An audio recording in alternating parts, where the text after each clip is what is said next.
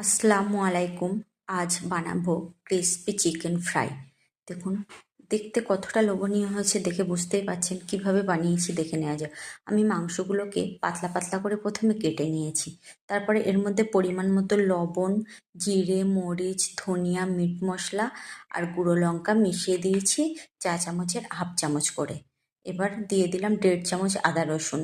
তারপর দিয়ে দিলাম ধনিয়া পাতা অপশনাল। তারপরে দিয়ে দিলাম টমেটো সস। এবার এটাকে ভালো করে মাখিয়ে আধ ঘন্টার জন্য রেস্টে দেবো। আর একটা পাত্র নিয়ে নিচ্ছি আটা, ময়দার আটা কিংবা চালের আটা যা হোক নিতে পারেন। যতটা ময়দার আটা কিংবা চালের আটা নেবেন তার অর্ধেক পরিমাণে দিতে হবে কর্নফ্লাওয়ার। এবার এর মধ্যে দিয়ে দিলাম জিরে, মরিচ, ধনিয়া, লবণ আর গুঁড়ো লঙ্কা। এবার এটাকে মাখিয়ে নিলাম। তারপরে হালকা একটু জল দিয়ে হালকা করে মাখিয়ে নিলাম। জলটা নাও দিতে পারেন, অসুবিধা নেই, আমি দিলাম। কারণ ওর গায়ে, মাংসের গায়ে যে খোসা ছাড়ানো ভাবটা থাকবে সেটা এর জল দিয়ে মাখালে আর একটু বেশি ভালো হয়।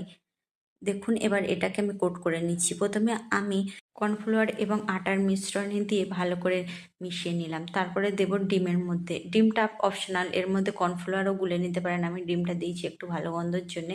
দ্বিতীয়বার যখন দেবো ভালো করে হাত দিয়ে চেপে চেপে দেবো, তাহলে দেখতে বেশি ভালো হবে। একটু হাত দিয়ে বারবার করে চাপলে সেটা বেশি সুন্দর হয় দেখতে। দেখুন কেমন হয়েছে দেখে বুঝতেই পারছেন। সবগুলো এরকম করে করে নেবো। এবার একটা কড়াইয়ের মধ্যে আমি তেল গরম করে নিয়েছি।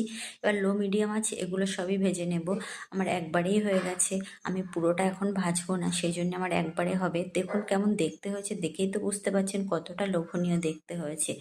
দেখুন এখনও কাঁচা আছে, পুরোটা ভাজা হয়নি, আর একটু লাল লাল করে ভেজে নেব। দেখুন আমার ভাজাটা কমপ্লিট হয়েছে। দেখতে কতটাই লোভনীয় হয়েছে, খেতেও কিন্তু এগুলো দুর্দান্তই লাগে। এগুলো বানানোর জন্য বিশাল কোনো উপকরণ লাগে না। আপনারা পুরো ভিডিও দেখেছেন যারা, তারা বুঝতেই পারবেন যে তেমন কোনো উপকরণ লাগে না, অথচ আবার রেস্টুরেন্ট স্টাইলের খাওয়ার বাড়িতেই বানানো যায়। দেখুন একটা ভেঙে দেখাচ্ছি, দেখলে বুঝতেই পারবেন কতটা লোভনীয় হয়েছে। ভালো লাগলে একটা শেয়ার করে দেবেন। আল্লাহ হাফেজ।